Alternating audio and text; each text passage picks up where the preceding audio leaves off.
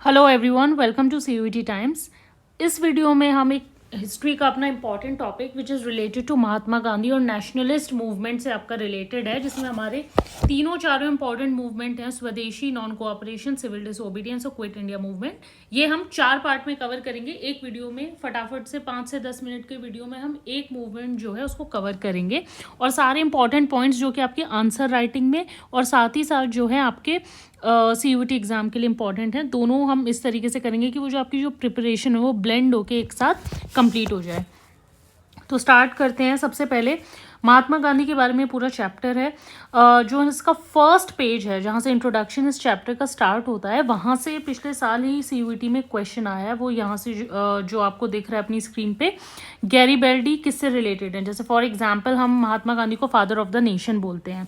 Mahatma Gandhi is related to the Indian national movement, और Indian national movement का उन्हें सबसे इम्पॉर्टेंट फेस बोला जाता है, जो इंडियन नेशनल मूवमेंट की। और उसका एक रीज़न है, उसका बहुत बड़ा रीज़न ये है कि ऐसा नहीं है कि महात्मा गांधी ने आके जो है इंडिपेंडेंस स्ट्रगल स्टार्ट किया था। इंडिपेंडेंस स्ट्रगल बहुत पहले से चल रहा था, बट महात्मा गांधी उसका फेस क्यों बने? क्योंकि उन्होंने वो जो कॉमन पीपल है ना, जो आम आदमी होता था, उनको इस मूवमेंट से जोड़ा था। इससे पहले जो ये मूवमेंट है, बोला जाता है कि ये जो मूवमेंट था ये एलिटिस्ट था, यानी कि जो कुछ ही उस वक्त एजुकेशन बहुत ज़्यादा था नहीं, 1% से भी कम लोग जो थे एजुकेटेड थे। तो जो एजुकेटेड लोग थे वो आपस में ही अपना राउंड टेबल कॉन्फ्रेंस हुआ, अपनी कॉन्फ्रेंस की, अपनी मीटिंग्स हुई, उसके थ्रू वो कभी पहुंच ही नहीं पाए कि जो कॉमन पीपल है what they are facing under Britishers. तो जो महात्मा गांधी ने रियलाइज़ किया, और जो आम लोग थे, जो इंडियन कम्युनिटी थी पूरी, उन लोगों को इस मूवमेंट से, हमारे इंडियन नेशनल मूवमेंट से जोड़ा था, और इसीलिए जो है वो फादर ऑफ द नेशन बने, इंडियन नेशनल मूवमेंट का जो है वो फेस बने थे।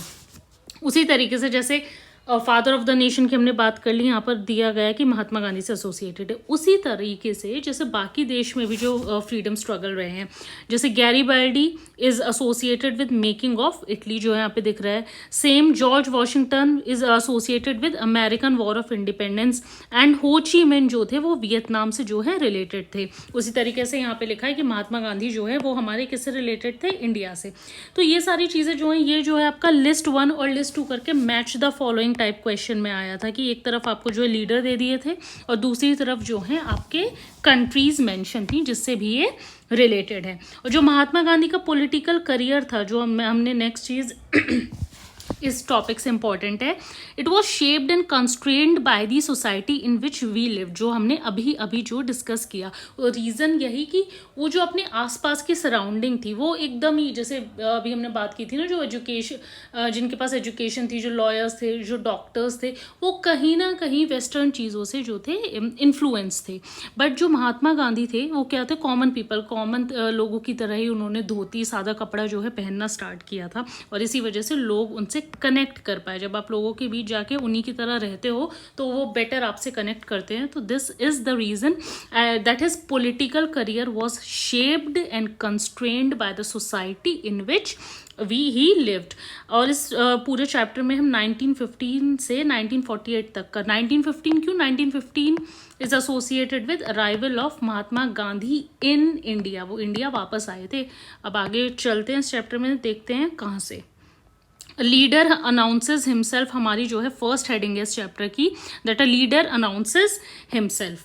तो जनवरी 1915 में जो है महात्मा गांधी जो है अपने होमलैंड यानी कि इंडिया वापस आए थे, लगभग 2 डेकेड्स के बाद। और 2 डेकेड्स तक वो कहाँ रहे थे? साउथ अफ्रीका में रहे थे। महात्मा गांधी की अगर हम प्रोफेशन की बात करें तो by profession he was a lawyer. अगर महात्मा गांधी का जो प्रोफेशन कभी आपसे पूछ लिया जाता है तो प्रोफेशन से वो जो थे लॉयर थे, और अपने किसी क्लाइंट का केस लड़ने वो कहाँ गए थे? साउथ अफ्रीका गए थे। उसके बाद वहाँ वो लगभग 20 साल रहे थे।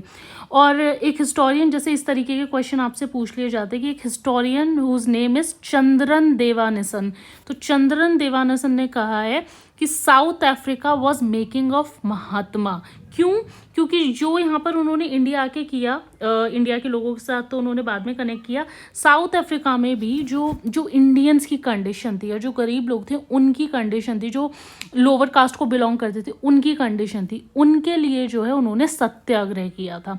तो साउथ अफ्रीका को इसीलिए द मेकिंग ऑफ महात्मा बोला जाता है, और साउथ अफ्रीका ही वो जगह थी जहाँ उन्होंने पहली बार सत्याग्रह का इस्तेमाल किया था, जो सत्याग्रह की टेक्निक होती है उसको यूज़ किया था। तो अगर अभी कन्फ्यूजन हो जाए इस बारे में, तो साउथ अफ्रीका जो है वहाँ पर पहली बार महात्मा गांधी ने सत्याग्रह टेक्निक का इस्तेमाल किया था। इंडिया में तो वो बाद में आए थे, और वहाँ पर उन्होंने जो हारमनी थी, जो डिफरेंट रिलीजन थे उनके बीच में हारमनी की, मिलजुल कर रहना है, वो प्रमोट की। साथ ही साथ जो अपर कास्ट इंडियंस थे उनके साथ जो डिस्क्रिमिनेटरी ट्रीटमेंट करते थे अपने जो लोअर कास्ट इंडियंस थे उनके साथ और वेमेन के साथ, तो उन्होंने वहाँ पे जो है हारमनी प्रमोट की थी। नेक्स्ट थिंग, यहाँ पे हमने देख लेना, अराइवल हुआ है उनका 1915 में, और अभी मैंने बताया कि गए कब थे वो 1893 में एक क्लाइंट के केस के लिए वो कहाँ गए थे, साउथ अफ्रीका गए थे। अब जब वो वापस आए हैं 1915 में, तो उन्होंने इंडिया में चेंज देखे। क्या चेंज देखा? कि इट वॉज पॉलिटिकली एक्टिव।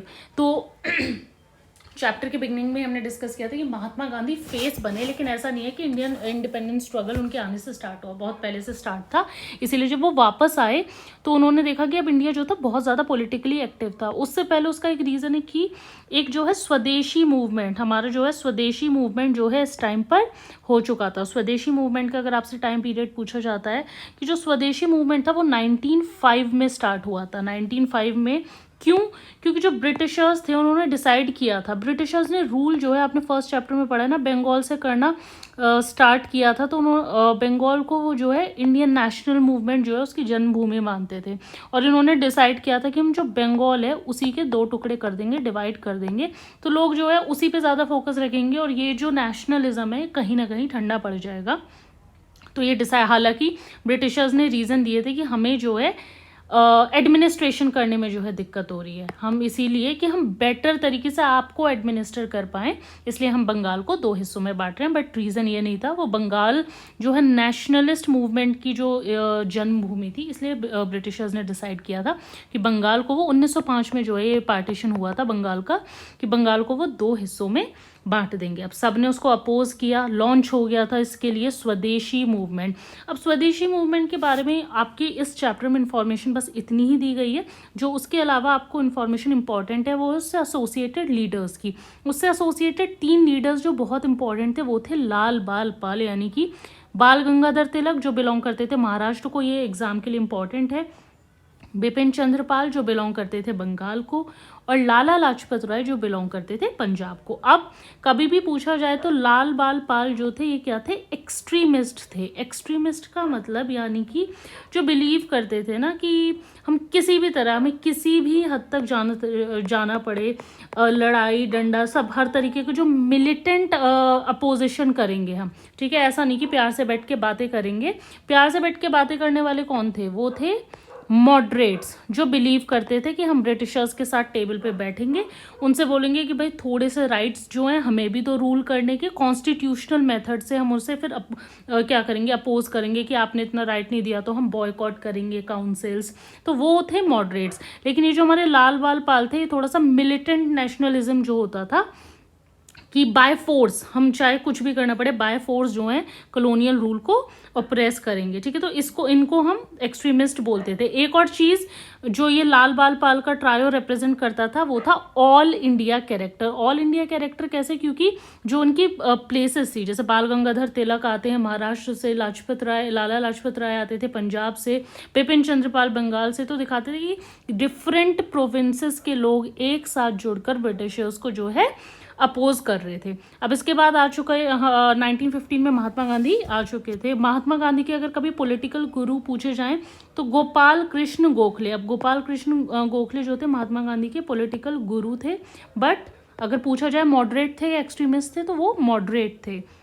और मोहम्मद अली जिन्ना जिनको माना जाता है that he was responsible for this division of India and Pakistan, ये भी एक लॉयर थे एज वेल एज ये एक मॉडरेट ही थे। अब जब पॉलिटिकल गुरु थे, पॉलिटिकल गुरु की एडवाइस ही वो फॉलो करेंगे तो गोखले की एडवाइस पर गांधी जी ने पूरा 1 साल, ऐसा नहीं कि 1915 में इंडिया आते ही उन्होंने सब कुछ स्टार्ट कर दिया, उन्होंने 1 साल पूरा जो है, जो ब्रिटिश इंडिया के नाम से जाना जाता था, तो जो पूरा 1 साल लगाया ट्रैवलिंग पे। पहली मेजर उनकी फर्स्ट अपीयरेंस कहाँ हुई, ये वाला क्वेश्चन बहुत बार पूछा जाता है कंफ्यूज करने के लिए, क्योंकि आप चंपारण, खेड़ा या फिर सीधा नॉन कोऑपरेशन इसमें लिख देते हैं, बट ऐसा नहीं था। उनकी पहली मेजर अपीयरेंस थी अभी जो हमारी यूनिवर्सिटी है बनारस हिंदू यूनिवर्सिटी, उसमें वो फरवरी 1916 यानी कि 1916 फेब में उनकी फर्स्ट मेजर पब्लिक अपीयरेंस थी। इससे पहले तो वो सिर्फ ट्रेवल कर रहे थे और समझ रहे थे कि what are the conditions that are prevailing in British India, और लोग किस बात से परेशान हैं, तभी तो वो लोगों से कनेक्ट कर पाए थे। बट पहली मेजर अपीयरेंस दी उन्होंने फेब 1916 में।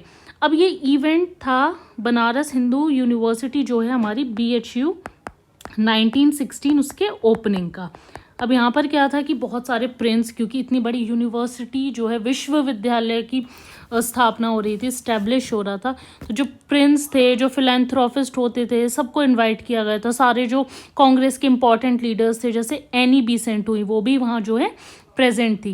बट उस टाइम क्या था ना कि गांधी जो थे ही वॉज रिलेटिवली अननोन, ऐसा नहीं था कि गांधी को हर कोई जानता था। 1915 में तो आए हैं, 1 साल ट्रैवलिंग में स्पेंड किया, तब उन्हें बहुत ज़्यादा नहीं जानते थे। उनको वहाँ बुलाने का कारण था जो उन्होंने साउथ अफ्रीका में काम किए थे, उसके बेसिस पर जो है उन्हें वहाँ पर इन्विटेशन मिला था, वहाँ पर लोग उन्हें जो है जानते थे, तो उसके बेसिस पर वहाँ पर उन्हें इनविटेशन मिला। और जब गांधी जी को भी ना स्टेज पर बुलाया गया, उनकी जब टर्न आई, तो he charge the Indian elite with a lack of concern. अब यहाँ क्या हुआ कि जो हमने इस चैप्टर के बिगनिंग में डिस्कस किया, यहाँ पर वही हुआ कि गांधी जी को लगा कि जो पूरा पॉम्प शो चल रहा है, he and in fact he called it a most gorgeous show, वो भी उन्होंने बोला था। और एक कंसर्न जाता है कि जो लेबर क्लास है, जो पुअर क्लास है, व्हाट अबाउट देम, कि ब्रिटिश इंडिया में हम इतना बोल रहे हैं हम कि ओप्रेस कर रहे हैं ब्रिटिशर्स हमें, लेकिन फिर भी हम एक इतना बड़ा शो हमने ऑर्गेनाइज करा है, लेकिन व्हाट अबाउट दोज पुअर जो अभी भी सफ़र कर रहे हैं उससे, इस पूरे जो पूरा शो हो रहा है, जो पूरी ओपनिंग है, सबसे उनका क्या फ़ायदा है। और इसीलिए उन्होंने बोला भी था, there is no salvation for India unless you strip yourself of this jewellery and there can be no spirit of self government about us. तो ये कोट आप जो है आंसर राइटिंग में मेंशन कर सकते हैं कि उन्होंने BHU की ओपनिंग पे बोला था। या CUET एग्जाम में भी क्या होता है कि कोट दे के आपसे पूछ लिया जाता है कि किस पर्टिकुलर इवेंट पे जो है ये महात्मा गांधी के वर्ड्स थे। तो ऐसी चीज़ों पे हमें ध्यान रखना है, ठीक है। और इसी के साथ साथ गांधी जी ने ये भी बोला था कि our salvation can only come through the farmers. कोई भी लॉयर, डॉक्टर, रिच लैंडलॉर्ड, क्योंकि ये क्या करेंगे, अगर इनको अपना फ़ायदा मिल जाएगा तो ये बस उतनी बातें करेंगे, लेकिन जो फार्मर है वो पूरा सबके बारे में सोचता है। तो ये गांधी जी का जो है मानना था। और ये जो गांधी जी की स्पीच थी, इसमें हमारे लिए लास्ट पैराग्राफ फिर इम्पॉर्टेंट है कि जो गांधी जी की स्पीच थी बनारस में फेब 1916 में, एक स्टेटमेंट ऑफ फैक्ट थी दैट कि जो हमारा इंडियन नेशनलिज्म अब तक चल रहा है वो एक एलीट फिनोमिनन है, जो लॉयर्स ने, डॉक्टर्स ने, लैंडलॉर्ड ने मिलके बनाया है अपनी तरीके से। वो जो है जो उनका बेनिफिट कर दे उस तरीके की जो है डिमांड्स करते हैं। अब इसी लेवल पे it was also a statement of intent, एक इंटेंट की स्टेटमेंट थी, यानी कि जो पहला पब्लिक अनाउंसमेंट था गांधी जी का कि जो इंडियन नेशनलिज्म है उसको थोड़ा सा जो है यहाँ पे वो लिखा है और रिप्रेजेंटेटिव बनाया जाए। उनके हिसाब से जो इंडियन नेशनलिज्म चल रहा था ना, it was merely a gorgeous show, ये रिप्रेजेंटेटिव नहीं था। क्यों नहीं था? क्योंकि इसमें जो इंडियन पीपल थे, द कॉमन पीपल, वो थे ही नहीं इंक्लूडेड। वो यहाँ से पहली बार गांधी जी ने वो इंटेंट दिखाई कि हमें उन लोगों को जो है जोड़ना होगा, तभी जाके हम जो है ब्रिटिशर्स को यहाँ से जो है अपोज कर सकते हैं, यहाँ से भगा सकते हैं। और उसके बाद एक एनुअल कांग्रेस सेशन होता था हर साल कांग्रेस का, लखनऊ में हुआ था दिसंबर 1916 में। He was approached by a peasant from Champaran. अब यहाँ से हुई थी गांधी जी की बिल्कुल ही पॉलिटिकल करियर की शुरुआत। वो जो पेजेंट थे, his name was Rajkumar Shukla, तो राजकुमार शुक्ला जो है यहाँ पर आए थे। ये 1916 से रिलेटेड इम्पॉर्टेंट चीज़ ये भी है कि जो मॉडरेट और एक्सट्रीमिस्ट में बटी हुई थी ना कांग्रेस, ये स्वदेशी मूवमेंट से यहाँ पे जो है पैक्ट हो गया था। जो एक्सट्रीमिस्ट थे इन्हें वापस जो है कांग्रेस में ले लिया गया था। और दूसरा यहाँ पे हिंदू जो हमारी मुस्लिम लीग थी और जो हमारी इंडियन नेशनल कांग्रेस थी, इनके बीच भी जो है एक पैक्ट हुआ था कि हम जॉइंट डिमांड्स जो हैं पेश करेंगे आगे किसी भी जो भी हम ब्रिटिशर्स से डिमांड करेंगे। और इसी सेशन में राजकुमार शुक्ला जो कि एक पेजेंट थे खुद, वो चंपारण से आए थे गांधी जी को वहाँ के लोगों की कंडीशन के बारे में बताने की। वहाँ पे जो है इंडिगो प्लांटर्स हैं और वो किस तरीके से जो पेजेंट्स हैं उनको जो है ऑपरेस करते हैं। तो यहाँ तक के लिए ये था हमारा arrival of Gandhi. I hope आपको पूरी स्टोरी समझ आ गई कि किस तरीके से गांधी जी जो है आकर लोगों से जुड़े थे। सेकंड पार्ट में हम नॉन कोऑपरेशन मूवमेंट के बारे में पढ़ेंगे। तो इस चैप्टर के नोट्स के लिए Telegram channel CUET time subscribe कर लेना एंड इंस्टाग्राम पेज फॉलो कर लेना for more such updates. And